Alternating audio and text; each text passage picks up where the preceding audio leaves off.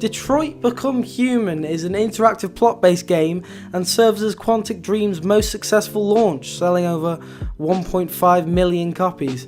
With the perception being in third person, you play as multiple characters who can die as the story continues, which means once they're dead for good.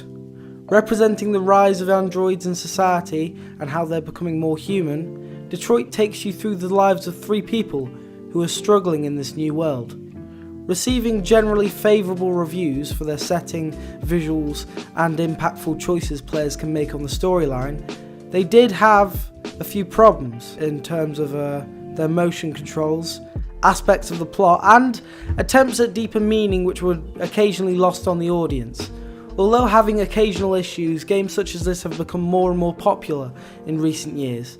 As graphics evolve and improve, people now are able to feel more empathetic to characters in the story.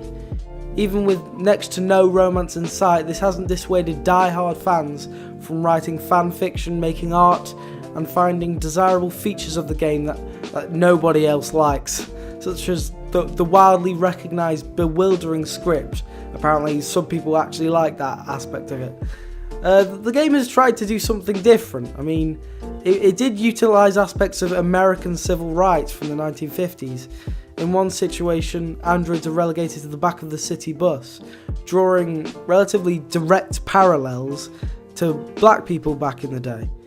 This somewhat stumbling political commentary has both angered real-life civil rights movements, as an example of how their politics are being downgraded to occupied games, whilst others take it as a direct metamorphosis of how a different class will be treated when they are thought of as inferior. Although the game's, the game has its ups and downs, there's already talk of even more DLC or sequel potential. For people who want to understand a little bit more about the game and how it works, one of the most important features that is continually repeated in it is exploring your surroundings. In most sections of the game, you aren't timed, and hitting R2 on the controller will access your Android vision that helps with looking for key points of interest, items, and people you can interact with. Part of the fun of playing Quantic Dream games is seeing how events play out from your decisions. You won't have to worry if you think you've made the wrong decision, because you always have the ability to restart the chapter and try again. Just playing the game once really limits your possibilities of fully using the money you've spent on the game. Now if you are anything like me, you might not like this replayability feature they keep talking about. Just personally, there's a difference between this type of replayability and Skyrim, for instance, because even if it is replayable, it's still dealing with the same people, environment and general situation, and in my opinion that's just using old material in a different way. But I digress. Constant factors continuously affect the way the story plays out. For example, my personal favourite is the Deviant Hunter.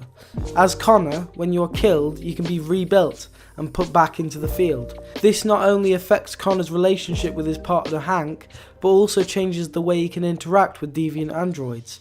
The fewer times he is destroyed, the more times he has the ability to build up empathy for the deviant androids. Whilst if he is destroyed a bunch of times, he doesn't become more empathetic.